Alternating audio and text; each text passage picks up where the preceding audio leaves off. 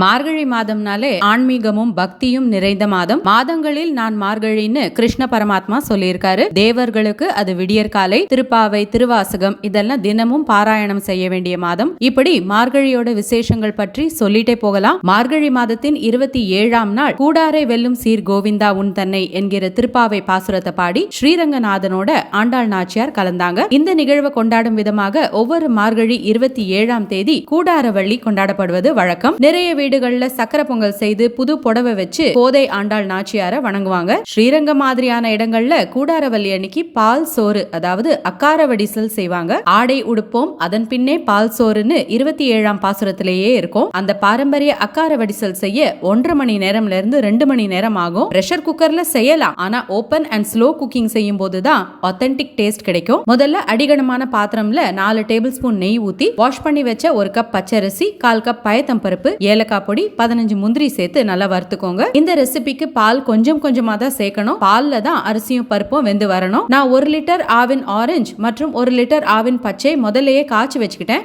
மொத்தம் 2 லிட்டர் பால். 2 டம்ளரா பாலை ஊத்தணும். அந்த பால் நல்லா அப்சர்வ் ஆகி வந்த அப்புறம் தான் அடுத்த ரவுண்ட் பால் ஊத்தணும். பால் ஏடு கூட விடாம சேர்க்கணும். அக்கார வடிசல் செய்யும் பாத்திரம் ஓரங்கள்ல சேரும் ஆடைகளையும் சொரண்டி அரிசி பருப்போட சேர்க்கணும். அப்போ அக்கார வடிசலோட டெக்ஸ்சர் நல்லா கிரீமியா இருக்கும். 80% அரிசி பருப்பு வெந்த அப்புறம் 1 பிஞ்ச் உப்பு, கொஞ்சமா பச்சை கற்பூரம் பொடிச்சு சேர்க்கணும். 1.5 கப் வெல்லம் மூழ்கிற அளவுக்கு தண்ணி சேர்த்து கரைச்சிட்டு அரிசி பருப்பு வெந்த அப்புறம் நல்லா மசிச்சுட்டு வெல்லம் வடிகட்டி சேர்த்துக்கோங்க. நெய்ல வறுத்த முந்திரி சேர்த்து 1/4 கப் நெய் ஊத்திக்கோங்க. மூட நெய் பெய்து முழங்கை வழிவார என்பதுதான் 27ஆம் பாசுரம். இந்த பால் சோறு சாப்பிடும்போது நெய் முழங்கை வரைக்கும் வழியணுமா, அதனால நெய்யும் பாலும் தாராளமா சேர்த்துக்கோங்க. அவ்வளவுதான், கிரீமியான அக்கார வடிசல் தயார். ஆண்டாள் நாச்சியாருக்கு கூடாரவள்ளி அன்னைக்கு படைச்சு சாமி கும்பிடுங்க. இன்னொரு ஷார்ட்ஸ்ல சந்திக்கலாம். பாய்.